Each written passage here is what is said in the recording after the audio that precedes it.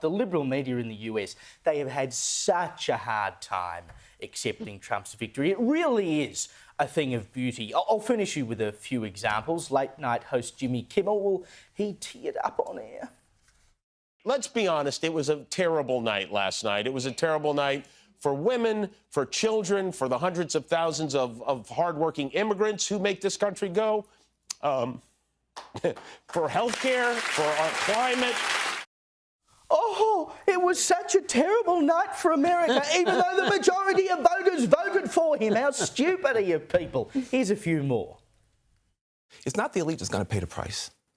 It's people who woke up this morning with a dream and are going to bed with a nightmare. Black voters came through for Kamala Harris.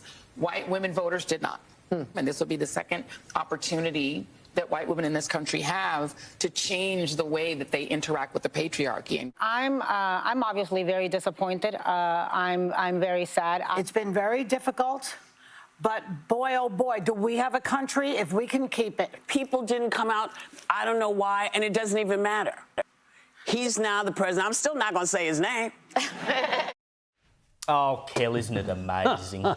It is amazing. Actually, Stephen Colbert himself on his program said, well, what those people went out and voted was to say they don't believe in democracy.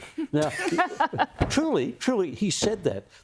Now, what's happening here is you get people who believe their own lies. It's the bubble phenomenon.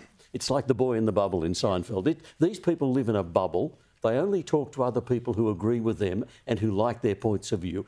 And the result is they actually believe that stuff. I saw Oprah standing up the night before everyone went out to vote and said, get out to vote. It will be if this man's elected, you'll never vote again. Now, she's not a stupid woman. She's a clever businessman.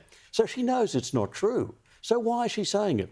Because it's a bit like the Canberra bubble. You never trust the Canberra bubble. Outside the Canberra bubble, you get truth. Inside the Canberra bubble, you get blind belief in whatever's going on at the moment. And that's what they have, a kind of blind belief in our particular worldview. We are so deluded, but everyone shares our delusion. Yeah, and I think ultimately people found the Hitler thing and that it'll be the end of democracy quite insulting. Yes. Because it was just to say that if you go and vote for someone who's not on my team, therefore you are a threat to democracy, well, it makes them more likely to go out and vote for Trump because they're like, we're not going to take that anymore. And they missed the irony that Kamala Harris, unlike Donald Trump, was not democratically chosen to be the candidate for her party. And Sonny Hostin on The View actually said, my daughter now has fewer rights than I have. That doesn't even make sense. How can anyone believe that? So much nonsense, and it's blown up in their face.